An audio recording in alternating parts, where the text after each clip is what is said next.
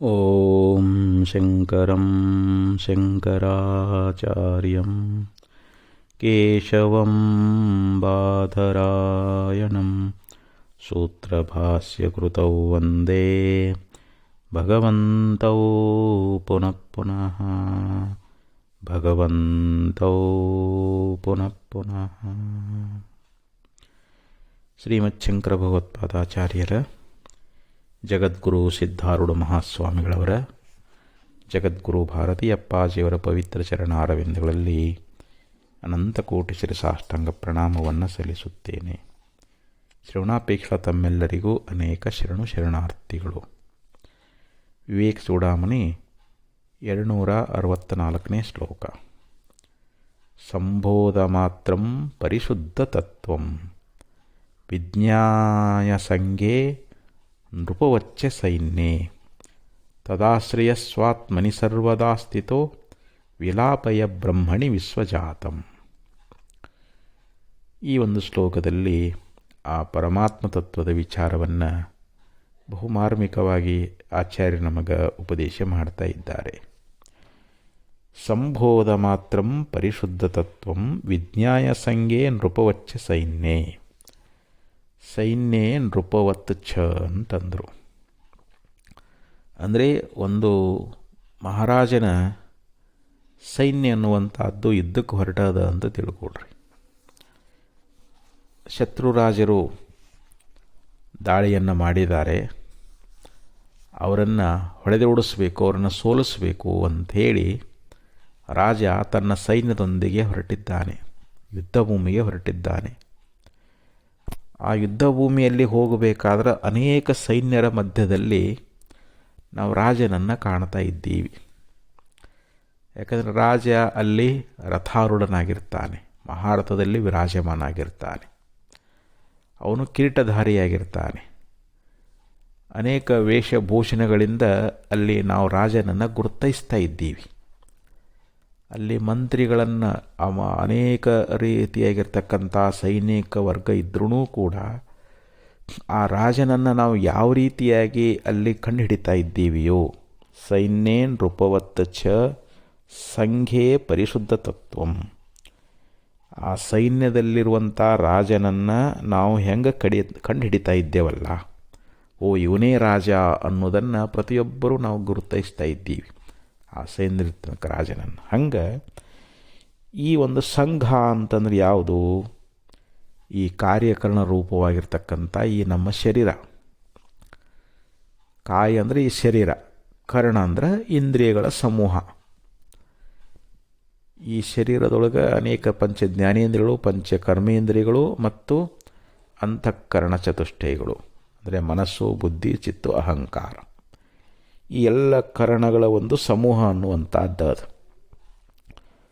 ಇಲ್ಲಿ ಕಾರ್ಯಕರಣ ಸಮೂಹದೊಳಗೆ ಕಾರ್ಯ ಅಂತಂದರೆ ಇವು ಎಲ್ಲ ಶರೀರಾದಿಗಳು, ಇಂದ್ರಿಯ ಎಲ್ಲ ಇವು ಕಾರ್ಯಗಳು. ಇವುಗಳ ಒಂದು ಸಮೂಹದಲ್ಲಿ ಪರಿಶುದ್ಧ ತತ್ವಂ ಸಂಬೋಧ ಮಾತ್ರಂ. ಪರಿಶುದ್ಧ ತತ್ವಂ ಅಂದರೆ ಇಲ್ಲಿ ಆ ಪರಮಾತ್ಮ ತತ್ವ ಅನ್ನುವಂಥದ್ದು, ಅದು ಪರಿಶುದ್ಧವಾಗಿರತಕ್ಕಂಥದ್ದು. ಅದಕ್ಕೆ ನಿರ್ದೋಷಂ ಬ್ರಹ್ಮ ಮುಚ್ಯತೆ ಅಂತ ಹೇಳ್ತಾರೆ. ಬ್ರಹ್ಮದೊಳಗೆ ಯಾವುದಾದ್ರೂ ದೋಷಗಳದಾವೇನು ಅಂತಂದರೆ ಇಲ್ಲ, ಅದು ಶುದ್ಧವಾಗಿರ್ತಕ್ಕಂಥದ್ದು, ಪರಬ್ರಹ್ಮ ಸ್ವರೂಪ ಅಂತ ಹೇಳಿಸ್ಕೊಳ್ತದೆ. ಅಲ್ಲಿ ಪುಣ್ಯ ಪಾಪಗಳಾಗಲಿ ಅಥವಾ ಯಾವುದೇ ಗುಣಗಳಾಗಲಿ ಏನಾದರೂ ಬ್ರಹ್ಮತತ್ವದಲ್ಲಿ ಹೇಳಕ್ಕೆ ಬರ್ತದೇನೋ ಅಂತಂದರೆ ಇಲ್ಲ. ಅದು ಪರಿಶುದ್ಧವಾಗಿರ್ತಕ್ಕಂಥ ಸ್ವಯಂ ಪ್ರಕಾಶವಾಗಿರುವಂಥ ಆ ಬ್ರಹ್ಮತತ್ವ ಅನ್ನುವಂಥದ್ದೇನಾದ ಆ ಪರಮಾತ್ಮ ತತ್ವವನ್ನು ಪರಿಶುದ್ಧ ತತ್ವಂ. ಆ ಪರಮಾತ್ಮ ತತ್ವವನ್ನು ನಾವು ಹೇಗೆ ತಿಳ್ಕೊಳ್ಬೇಕು? ಸಂಬೋಧ ಮಾತ್ರಂ ಅಂದರೆ ಕೇವಲ ಜ್ಞಾನಸ್ವರೂಪ ಅಂತ ತಿಳ್ಕೋಬೇಕು. ವಿಜ್ಞಾಯ ಅಂದರೆ ತಿಳಿದುಕೊಂಡು ಅಂತ ಅರ್ಥ. ಇಲ್ಲಿ ಆ ಪರಮಾತ್ಮ ತತ್ವ ಕೇವಲ ಜ್ಞಾನ ಸ್ವರೂಪವುಳ್ಳದ್ದು. ಯಾಕಂದರೆ ಇಲ್ಲಿ ಕಾರ್ಯಕರಣ ಸಮೂಹ ಅನ್ನುವಂಥದ್ದೇನದಾವಲ್ಲ, ಇವಿಷ್ಟು ಜಡ ಅದಾವೆ. ಇವು ಶರೀರನೂ ಜಡ ಅದ, ಇಂದ್ರಿಯಗಳು ಜಡ ಅದಾವು, ಮತ್ತು ಮನೋಬುದ್ಧಿ ಚಿತ್ತ ಅಹಂಕಾರ ಅವು ಕೂಡ ಜಡ ಅದಾವು. ಈ ಜಡವಾಗಿರ್ತಕ್ಕಂಥ ಕಾರ್ಯಕರಣ ಸಮೂಹದಲ್ಲಿ ಇರುವಂಥ ಆ ಜ್ಞಾನಸ್ವರೂಪವಾಗಿರುವಂಥ ಯಾವ ಪರಮಾತ್ಮ ಏನದಾನಲ್ಲ, ಅವನು ಹೇಗಿದ್ದಾನೆ ಅಂತಂದರೆ ಅವನು ಕೇವಲ ಜ್ಞಾನಸ್ವರೂಪನಿದ್ದಾನೆ ಅಂತ.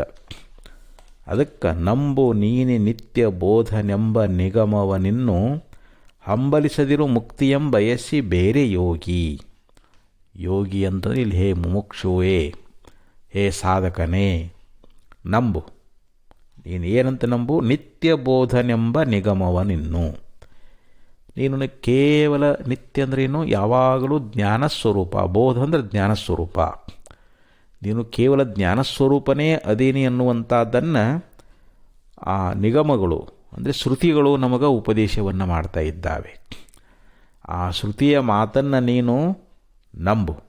ನಾನು ಕೇವಲ ಜ್ಞಾನಸ್ವರೂಪನಿದ್ದೇನೆ, ನಾನು ಯಾವಾಗಲೂ ನಿರಂತರ ನಿತ್ಯದಲ್ಲಿ ಜ್ಞಾನಸ್ವರೂಪನಿದ್ದೇನೆ ಅನ್ನುವಂಥ ಆ ವೇದಗಳ ಒಂದು ಉಪನಿಷತ್ತಿನ ಮಾತನ್ನು ನೀನು ನಂಬು.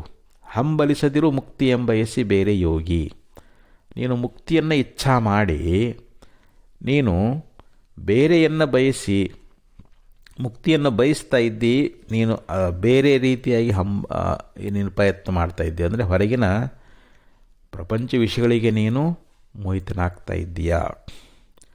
ಅದಕ್ಕೆ ಇಲ್ಲಿ ನಿನಗೆ ಮುಕ್ತಿ ಇಚ್ಛೆ ಅನ್ನುವಂಥದ್ದಿದ್ದಾದರೆ ನೀನು ಮುಕ್ತಿಯನ್ನು ಬಯಸಿ ಅದನ್ನು ಆ ನಿಗಮ ವಾಕ್ಯವನ್ನು ನೀನು ನಂಬು.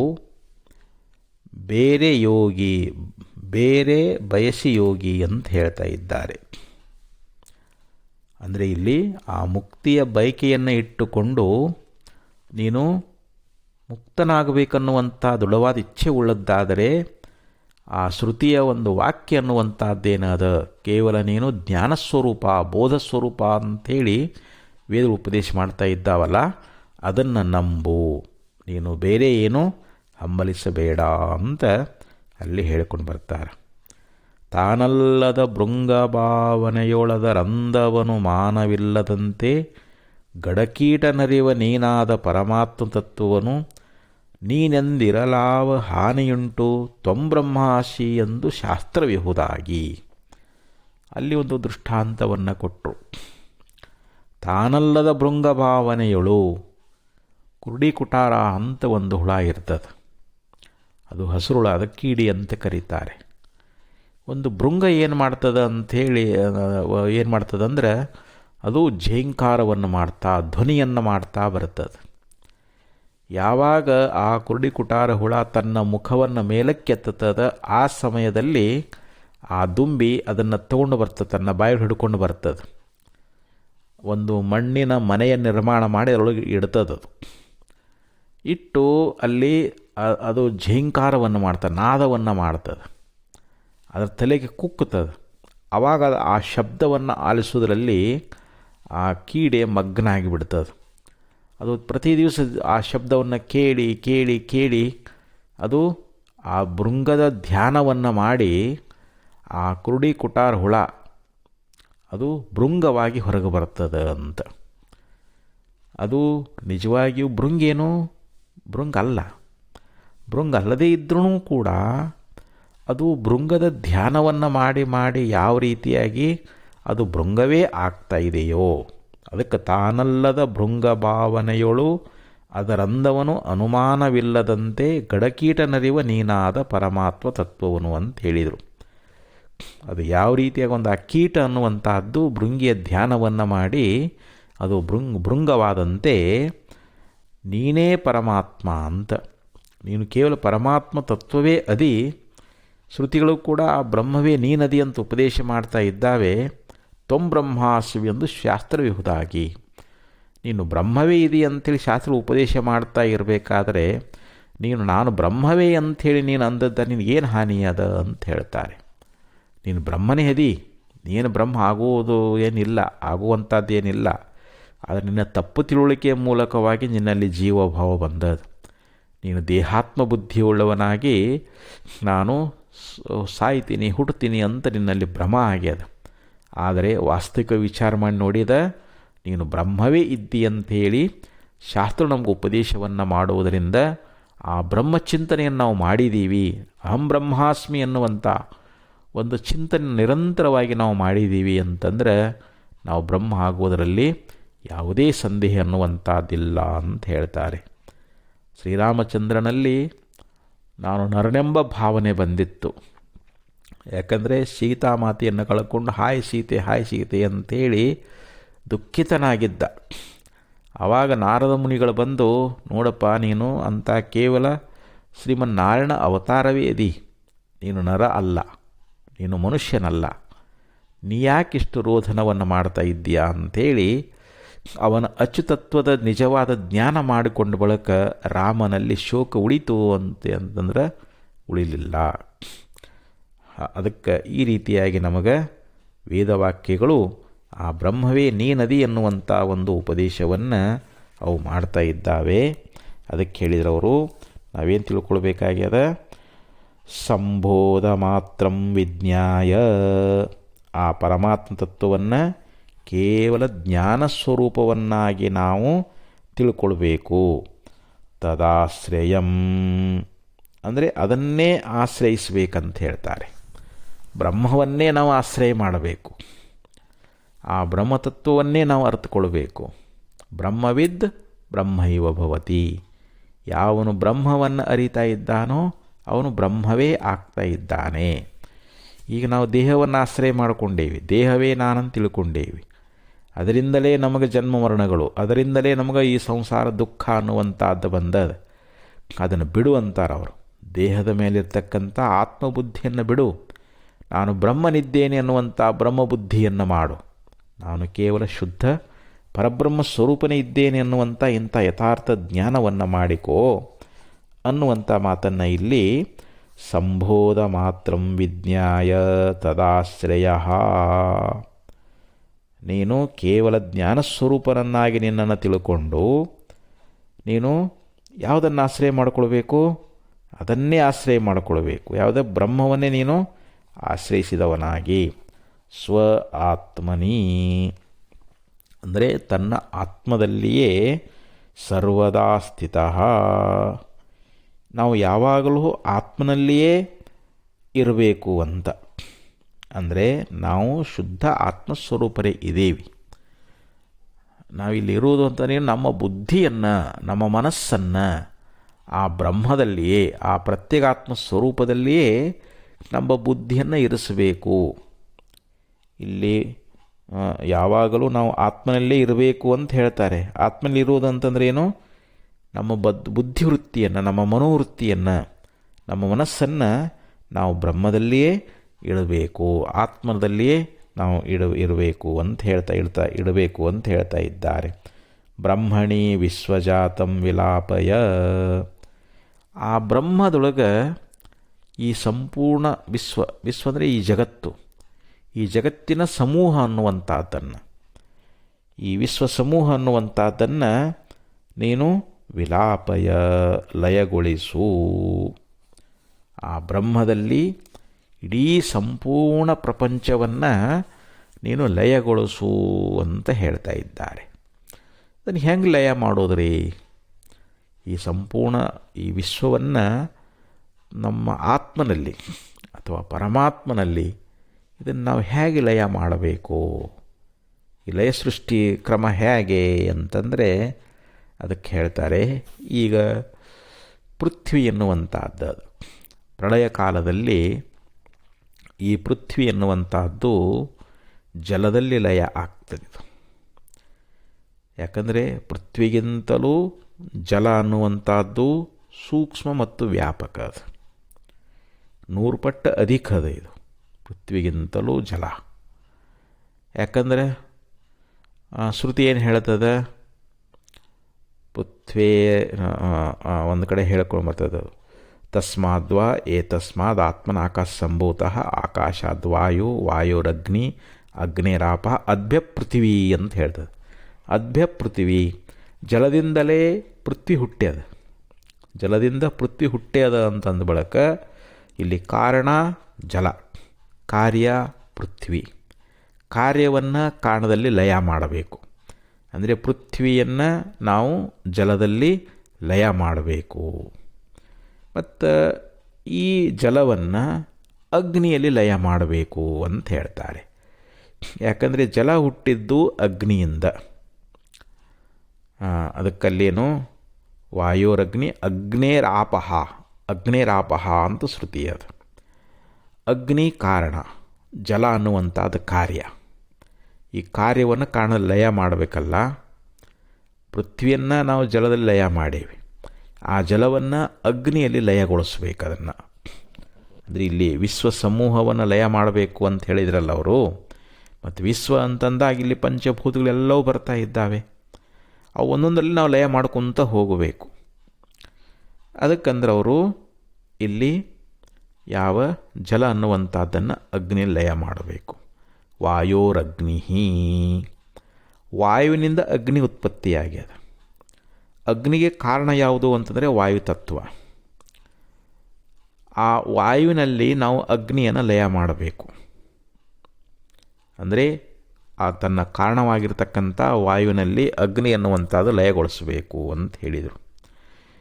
ಇನ್ನು ಅಂಥ ಯಾವ ವಾಯು ಅನ್ನುವಂಥದ್ದಲ್ಲ, ಆ ವಾಯುವನ್ನು ನಾವು ಆಕಾಶದಲ್ಲಿ ಲಯಗೊಳಿಸಬೇಕು ಅಂತ.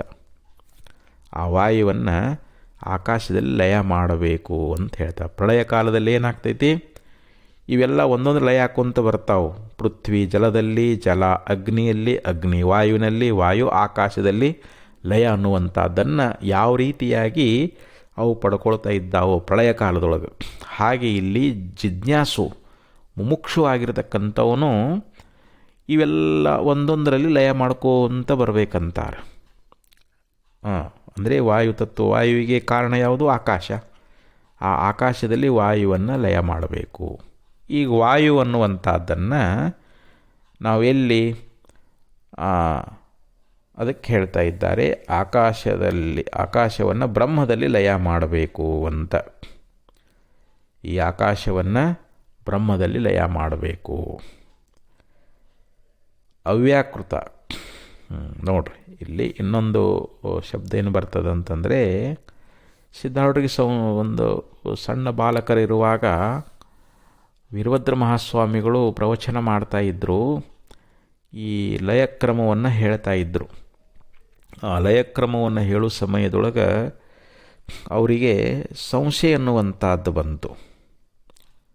ಏನು ಸಂಶಯ ಬಂತು ಅಂತಂದ್ರೆ, ಇದು ಆಕಾಶ ಇಷ್ಟು ವ್ಯಾಪಕ ಅದ, ಈ ಆಕಾಶವನ್ನು ಇದು ಪ್ರಳಯ ಕಾಲದಲ್ಲಿ ಎಲ್ಲಯ ಆಗ್ತದೆ ಅಂತ ಕೇಳಿದರು. ಅವಾಗ ವೀರಭದ್ರ ಸ್ವಾಮಿಗಳು ಹೇಳ್ತಾರೆ, ನೋಡಪ್ಪ, ಈ ವಿಚಾರವನ್ನು ಶ್ರೋತ್ರಿಯ ಬ್ರಹ್ಮನಿಷ್ಠನಾಗಿರ್ತಕ್ಕ ಒಬ್ಬ ಸದ್ಗುರು ಮಾತ್ರ ಈ ವಿಚಾರವನ್ನು ಹೇಳ್ತಾ ಇದ್ದಾನೆ. ನೀನು ಅಂಥ ಶ್ರೇಷ್ಠ ಸದ್ಗುರುವಿನ ಬಳಿಗೆ ಹೋಗಬೇಕು. ಅವನ ಹತ್ರ ಹೋದಾಗ ಮಾತ್ರ ಈ ಪ್ರಶ್ನೆಗೆ ಉತ್ತರ ಸಿಗುತ್ತದೆ ಅಂಥೇಳಿ ವೀರಭದ್ರ ಸ್ವಾಮಿಗಳು ಹೇಳಿದಾಗ, ಆವಾಗ ಅವರಲ್ಲಿ ಆ ತತ್ವವನ್ನು ತಿಳ್ಕೊಳ್ಬೇಕು, ಆ ಬ್ರಹ್ಮ ತತ್ವವನ್ನು ನಾವು ಅರ್ಥಕೊಳ್ಬೇಕು. ಈ ಆಕಾಶ ಯಾವುದರ ಲಯ ಆಗ್ತದೆ ಅನ್ನೋದನ್ನು ನಾನು ಯೋಗ್ಯನಾಗಿರ್ತಕ್ಕಂಥ ಸಮರ್ಥ ಗುರುವಿನ ತಿಳ್ಕೊಳ್ಬೇಕು ಅಂಥೇಳಿ ವೈರಾಗ್ಯವನ್ನು ತಾಳಿ ಬಾಲ್ಯದಲ್ಲಿಯೇ ಮನೆಯನ್ನು ತೊರೆದು ಗುರುಗಳನ್ನು ಅರಸುತ್ತಾ ಹೋದರು ಅಂತ ಅವ್ರ ಚರಿತ್ರೆ ನಾವು ಕೇಳ್ತಾ ಇದ್ದೀವಿ. ಹಾಗೆ ಇಲ್ಲಿ ಈ ಯಾವ ಆಕಾಶ ಅನ್ನುವಂಥದ್ದನ್ನು ನಾವು ಅವ್ಯಾಕೃತದಲ್ಲಿ ಲಯ ಮಾಡಬೇಕು ಅಂತ. ಅವ್ಯಾಕೃತವಾಗಿರ್ತಕ್ಕಂಥ ತತ್ವ ಏನದಲ್ಲ, ಅದರಲ್ಲಿ ನಾವು ಆಕಾಶವನ್ನು ಲಯ ಮಾಡಬೇಕು. ಮತ್ತು ಆ ಅವ್ಯಾಕೃತವನ್ನು ಎಲ್ಲಿ ಲಯ ಮಾಡಬೇಕು ಅಂದರೆ ಬ್ರಹ್ಮದಲ್ಲಿ ಲಯ ಮಾಡಬೇಕು. ಅವ್ಯಾಕೃತ ಅಂತಾರೆ, ಅದಕ್ಕೆ ಮಾಯತತ್ವ ಅಂತಾರೆ. ಅಂಥ ಒಂದು ತತ್ವವನ್ನು ನಾವು ಬ್ರಹ್ಮದಲ್ಲಿ ಲಯಗೊಳಿಸಬೇಕು ಅಂತ ಹೇಳ್ತಾರೆ. ಆ ಬ್ರಹ್ಮವೇ ತಾನು ಅಂತ ಅನುಸಂಧಾನ ಮಾಡಬೇಕು ಅಂತ ಹೇಳಿದರು. ಹೀಗೆ ಒಂದೊಂದರಲ್ಲಿ ಆ ಕಾರ್ಯವನ್ನು ಲಯ ಮಾಡ್ತಾ ಮಾಡ್ತಾ ಮಾಡ್ತಾ ಬಂದು ಕೊನೆಗೆ ಅವ್ಯಾಕೃತವನ್ನು ಬ್ರಹ್ಮದಲ್ಲಿ ಲಯ ಮಾಡಿದ ಬಳಿಕ ಅಂಥ ಬ್ರಹ್ಮವೇ ನಾನದೀನಿ ಎನ್ನುವಂಥ ಅನುಸಂಧಾನ ಮಾಡಿದ್ದೀವಿ ಅಂತಂದರೆ ಆವಾಗ ನಮಗೆ ನಿಜವಾದ ಸ್ವರೂಪದ ಸಾಕ್ಷಾತ್ಕಾರ ಆಗಿ ನಾವು ಬ್ರಹ್ಮ ಸ್ವರೂಪರೇ ಆಗಿ ನಾವು ಮುಕ್ತರಾಗಿ ಹೋಗಿಬಿಡ್ತಾ ಇದ್ದೀವಿ. ಅಂಥ ಮುಕ್ತಿ ಸ್ಥಿತಿ ಎನ್ನುವಂಥದ್ದು ನಮಗೆ ಪ್ರಾಪ್ತಿಯಾಗುವಂಥದ್ದಾಗ್ತದೆ. ಅದಕ್ಕೆ ಸ್ವ ಆತ್ಮನಿ ಸರ್ವದಾ ಸ್ಥಿತಃ ಬ್ರಹ್ಮಣಿ ವಿಶ್ವಜಾತಂ ವಿಲಾಪಯ. ಆದ್ದರಿಂದ ನಾವು ಯಾವಾಗಲೂ ನಮ್ಮ ಆತ್ಮನಲ್ಲಿಯೇ ಇದ್ದುಕೊಂಡು ಆ ಬ್ರಹ್ಮದಲ್ಲಿ ಇಡೀ ಇಡೀ ಸಂಪೂರ್ಣ ವಿಶ್ವಸಮೂಹವನ್ನೆಲ್ಲ ಲಯಗೊಳಿಸು ಅಂತ ಹೇಳ್ತಾರೆ. ಈ ಸಂಪೂರ್ಣ ವಿಶ್ವವನ್ನು ಬ್ರಹ್ಮದಲ್ಲಿ ಲಯಗೊಳಿಸಬೇಕು ಅನ್ನುವಂಥ ಮಾತನ್ನು ಬಹಳ ಮಾರ್ಮಿಕವಾಗಿ ನಮಗೆ ಉಪದೇಶವನ್ನು ಮಾಡುವಂಥವರಾಗ್ತಾ ಇದ್ದಾರೆ. ನಿಜನೂ ಶ್ರೀಗಳು ಕೂಡ ಒಂದು ಕಡೆಯಲ್ಲಿ ಬಹಳ ಸುಂದರವಾಗಿ ಹೇಳಿದ್ದಾರೆ. ವಿಶ್ವರೂಪ ವಿಶ್ವತುಷವೆಲ್ಲವನು ತೂರಿ ಪ್ರಕೃತಿ ಮಾಯೆಗಳನ್ನು ಮೀರಿ ಸುಕೃತಾದಿ ಕರ್ಮವಾಸನ ರಸವಾರಿ ಪ್ರಕಟಬಿಂದು ಶಿಖರೆಯ ನೇರಿ ಅಂತ ಹೇಳಿದರು. ವಿಕೃತಿ ರೂಪ ವಿಶ್ವ ತುಷವೆಲ್ಲವನು ತೂರಿ ಅಂತ ಈ ವಿಕಾರವುಳ್ಳಂಥ ಈ ವಿಶ್ವ ಸಮೂಹ ಅನ್ನುವಂಥದ್ದೇನದ ಇದು ಹೊಟ್ಟಿದ್ದಂಗೆ. ಹೆಂಗೆ ರಾಶಿ ಮಾಡುವಾಗ ಆ ಧಾನ್ಯವನ್ನು ತೂರ್ತಾರೆ, ತೂರಿದ ಬೆಳಕ ಹೊಟ್ಟೆಲ್ಲ ಹೋಗಿಬಿಡ್ತದೆ.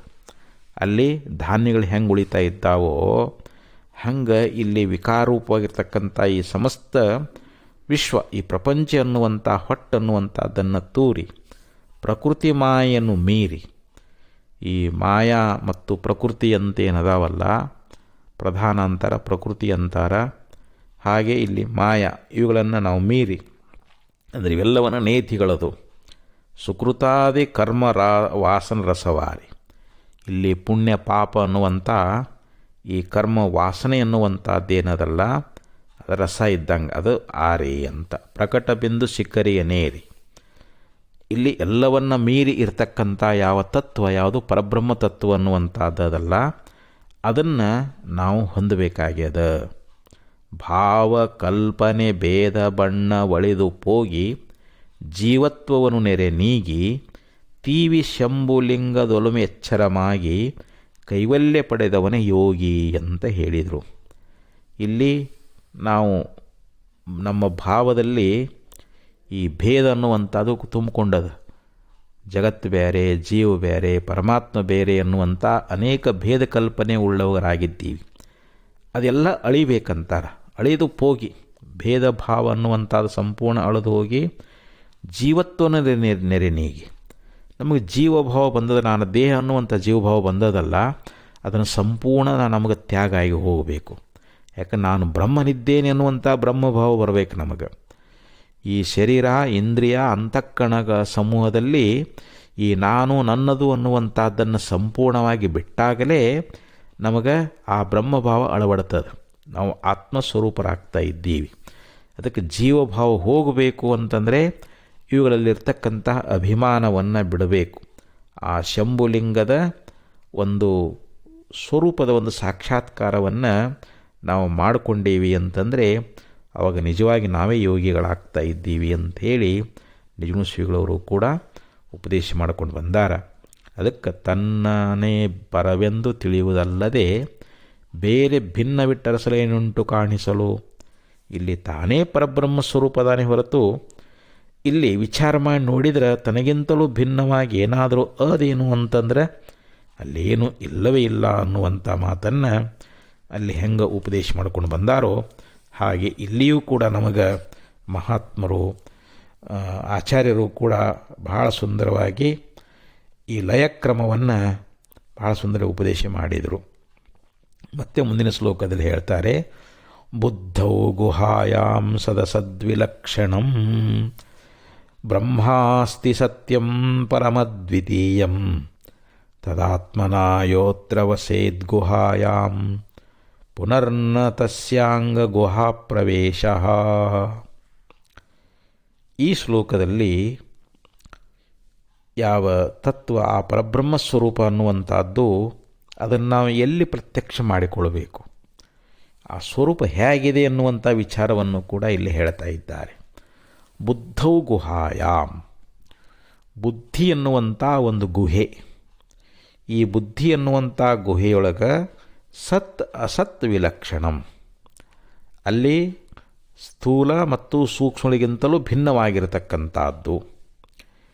ಸತ್ ಅಸತ್ ವಿಲಕ್ಷಣಂ ಅಂತ ಹೇಳಿದರು. ಈ ಸ್ಥೂಲ ಮತ್ತು ಸೂಕ್ಷ್ಮ ರೂಪವಾಗಿರುವಂಥದ್ದು ಈ ಪ್ರಪಂಚ. ಈ ಪ್ರಪಂಚದಲ್ಲಿ ಸ್ಥೂಲತ್ವನೂ ಅದ, ಸೂಕ್ಷ್ಮತ್ವನೂ ಅಂತ ಅದ. ಈ ಸ್ಥೂಲ ಸೂಕ್ಷ್ಮಗಳಿಗಿಂತಲೂ ಭಿನ್ನವಾಗಿರತಕ್ಕಂಥದ್ದು ಅನ್ನೋದರಿಂದ ಈ ಸ್ಥೂಲ ಶರೀರ ಮತ್ತು ಸೂಕ್ಷ್ಮ ಶರೀರ ಈ ಎರಡೂ ಶರೀರಕ್ಕಿಂತ ವಿಲಕ್ಷಣವಾಗಿರ್ತಕ್ಕಂಥದ್ದು, ಅವುಗಳಿಗಿಂತ ಭಿನ್ನವಾಗಿರುವಂಥದ್ದು, ಸ್ಥೂಲ ಶರೀರ ಸೂಕ್ಷ್ಮಗಳಿಗಿಂತ ಭಿನ್ನವಾಗಿರ್ತಕ್ಕಂಥದ್ದು ಸತ್ಯಂ ಅದ್ವಿತೀಯಂ, ಅದು ಸತ್ಸ್ವರೂಪವಾಗಿರುವಂಥದ್ದು. ಹಾಗೆ ಅದ್ವಿತೀಯವಾಗಿರುವಂಥ ಪರಬ್ರಹ್ಮ ಅಸ್ತಿ, ಆ ಪರಬ್ರಹ್ಮ ಸ್ವರೂಪ ಅನ್ನುವಂಥದ್ದು ನಮ್ಮ ಬುದ್ಧಿ ಅನ್ನುವಂಥ ಗುಹೆಯೊಳಗೆ ಅದು ಸ್ಥೂಲ ಸೂಕ್ಷ್ಮಗಳಿಗಿಂತಲೂ ಭಿನ್ನ ಅದ.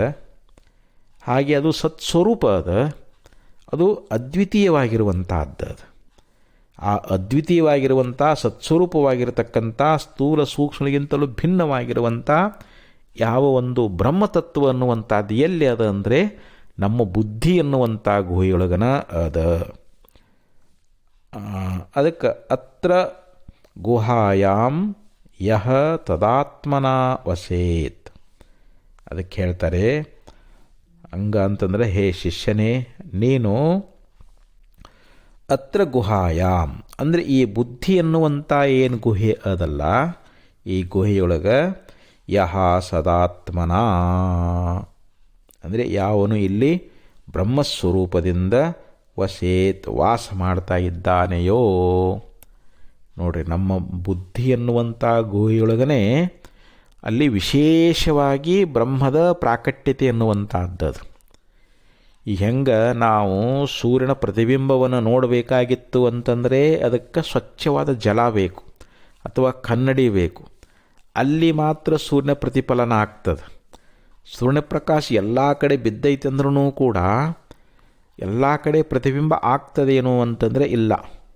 ಎಲ್ಲಿ ಶುದ್ಧವಾದ ಜಲ ಮತ್ತು ಕನ್ನಡಿಯ ದರ್ಪಣ ಅನ್ನುವಂಥದ್ದು ಅಲ್ಲಿ ಮಾತ್ರ ಪ್ರತಿಫಲನ ಆಗ್ತದೆ. ಹಂಗೆ ಬ್ರಹ್ಮವಸ್ತು ಪರಿಪೂರ್ಣವಾಗಿ ಎಲ್ಲ ಕಡೆಯಲ್ಲಿ ವ್ಯಾಪಿಸಿಕೊಂಡಿದ್ರೂ ಕೂಡ ಎಲ್ಲ ಕಡೆಯಲ್ಲಿ ನಾವು ಅಪರೋಕ್ಷ ಮಾಡ್ಕೊಳ್ಳಿಕ್ಕೆ ಆಗ್ತದೇನೋ ಅಂತಂದರೆ ಇಲ್ಲ. ಅದನ್ನು ನಾವು ಹೊರಗೆ ನೋಡ್ತೀವಿ ಅಂತಂದರೆ ಅದು ಬ್ರಹ್ಮ ಸಿಗುವಂಥದ್ದಲ್ಲ. ನಾವು ಬ್ರಹ್ಮತತ್ವ ನಮ್ಮ ಹೃದಯ ಅನ್ನುವಂಥ ಗುಹೆಯೊಳಗನ ಆ ಬುದ್ಧಿ ಅನ್ನುವಂಥ ಗುಹೆಯೊಳಗನೆ ನಾವು ಆತ್ಮನನ್ನು ನಾವು ಅರಿಬೇಕಾಗ್ಯದ. ಅದಕ್ಕೆ ಅಂಗುಷ್ಟ ಮಾತ್ರ ಪುರುಷ ಏಷ ಮಧ್ಯಾತ್ಮನಿ ಸ್ಥಿತಃ ಅಂತ ಶ್ರುತಿ ಹೇಳ್ತದೆ. ಅಂದರೆ ನಮ್ಮ ಹೆಬ್ಬೆಣ್ಣ ಗಾತ್ರದಷ್ಟು, ಅಂದರೆ ಅಲ್ಲಿ ಉಪಾಧಿಯನ್ನಿಟ್ಟುಕೊಂಡು ಅಲ್ಲಿ ಒಂದು ಇದನ್ನು ಹೇಳಿದ್ದಾರೆ ಹೊರತು ಆದರೆ ನಿರುಪಾಧಿಕವಾಗಿರ್ತಕ್ಕಂಥದ್ದು ಬ್ರಹ್ಮ, ಅದಕ್ಕೆ ಯಾವ ಉಪಾಧಿಗಳಿಲ್ಲ, ಅದು ಪರಿಪೂರ್ಣವಾಗಿರುವಂಥದ್ದು. ಅಂಥ ಬ್ರಹ್ಮವಸ್ತು ಅನ್ನುವಂಥದ್ದನ್ನು ನಾವು ನಮ್ಮ ಹೃದಯ ಅಂತಂದರೆ ನಮ್ಮ ಬುದ್ಧಿ ಅನ್ನುವಂಥ ಗುಹೆಯಲ್ಲಿಯೇ ನಾವು ಅದನ್ನು ಕಂಡುಕೊಳ್ಬೇಕು, ಅದನ್ನು ನಾವು ಅರ್ಥಕೊಳ್ಬೇಕು. ತಸ್ಯ ಪುನಃ ಗುಹಾ ಪ್ರವೇಶ ನ, ಅವನಿಗೆ ಆ ಬ್ರಹ್ಮನಿಗೆ ಮತ್ತೆ ಈ ಶರೀರ ಪ್ರವೇಶ ಅನ್ನುವಂಥದ್ದು ಅದೇನು ಅಂತಂದರೆ ಇಲ್ಲ. ಅದು ಅಂದರೆ ಬ್ರಹ್ಮ ಶರೀರದೊಳಗೆ ಬಂದು ಹೆಂಗೆ ಇಲಿ ತನ್ನ ಒಂದು ಹೋಲಿನೊಳಗೆ ಒಂದು ಇದರಲ್ಲಿ ಹೆಂಗೆ ಹೊಕ್ಕೋತೈತೆ ಹಂಗೆ ಹೊಕ್ಕೊಂಡನೇನು ಅಂತಂದರೆ ಇಲ್ಲ. ಅದು ಅಂತರ್ಬಹಿ ಹೊರಗೂ ಒಳಗೂ ಎಲ್ಲ ಕಡೆಯಲ್ಲಿ ವ್ಯಾಪಕವಾಗಿದ್ದರೂ ಕೂಡ ಅದು ವಿಶೇಷವಾಗಿ ವ್ಯಕ್ತವಾಗುವಂಥದ್ದು ಎಲ್ಲಿ ಅಂತಂದರೆ ನಮ್ಮ ಬುದ್ಧಿ ಅನ್ನುವಂಥ ಗುಹೆಯೊಳಗನ ಅದಕ್ಕೆ ಶ್ರುತಿ ಹೇಳ್ತದೆ, ಯೋಯಂ ವಿಜ್ಞಾನಮಯ ಪ್ರಾಣೇಶು ಹೃದ್ಯಂತರ್ಜ್ಯೋತಿ ಪುರುಷ. ಯೋ ಅಯಂ ವಿಜ್ಞಾನಮಯ, ಯಾವ ವಿಜ್ಞಾನ ಸ್ವರೂಪನಾಗಿರುವಂಥದ್ದು, ಜ್ಞಾನಸ್ವರೂಪವಾಗಿರ್ತಕ್ಕಂಥದ್ದು, ಪ್ರಾಣೇಶು ಹೃದ್ಯಂತರ್ಜ್ಯೋತಿ ಪುರುಷ, ಮತ್ತು ಇಂದ್ರಿಯಗಳಲ್ಲಿರುವವನು, ಬುದ್ಧಿಯಲ್ಲಿರುವಂಥ ಆ ಸ್ವಯಂ ಜ್ಯೋತಿ ಆಗಿರ್ತಕ್ಕಂಥವನು ಈ ಪುರುಷ ಅಂತ ಹೇಳ್ತಾ ಇದ್ದಾರೆ. ಅವನು ಬುದ್ಧಿಯೊಳಗೂ ಅದಾನ ಮತ್ತು ಇಂದ್ರಿಯಗಳಲ್ಲಿ ಇಂದ್ರಿಯಲ್ಲಿದ್ದುಕೊಂಡು ನೋಡುವ, ಕೇಳುವ, ಈ ಎಲ್ಲ ವ್ಯವಹಾರವನ್ನು ಮಾಡುವವನು ಯಾರು ಅಂತಂದರೆ ಆತ್ಮನೇ. ಇಂದ್ರಿಯಗಳಲ್ಲಿ ಬುದ್ಧಿಯಲ್ಲಿ ಅವನು ಸ್ವಯಂ ಪ್ರಕಾಶನಾಗಿ ಎಲ್ಲವನ್ನು ಬೆಳಗತಕ್ಕಂಥ ಆ ವಿಜ್ಞಾನಮಯನೇ ಈ ಪುರುಷ, ಅಂದರೆ ಅವನೇ ಬ್ರಹ್ಮನಾಗಿದ್ದಾನೆ ಅಂತ ಈ ಪ್ರಕಾರವಾಗಿ ನಮಗೆ ಶ್ರುತಿಗಳು ನಮಗೆ ಉಪದೇಶ ಮಾಡ್ತಾ ಇದ್ದಾವೆ. ಅದಕ್ಕೆ ನಾವು ನಮ್ಮ ಬುದ್ಧಿಯನ್ನು ಬಿಟ್ಟು ಆತ್ಮನನ್ನು ಅರ್ಥಕೊಳ್ಳಿಕ್ಕಾಗಂಗಿಲ್ಲ. ನಾವು ಬುದ್ಧಿಯಲ್ಲಿ ಆತ್ಮನನ್ನು ಅರಿಬೇಕು. ಆ ಬುದ್ಧಿಯಲ್ಲಿ ವಿಶೇಷವಾಗಿ ವ್ಯಕ್ತನಾಗಿದ್ದಾನೆ.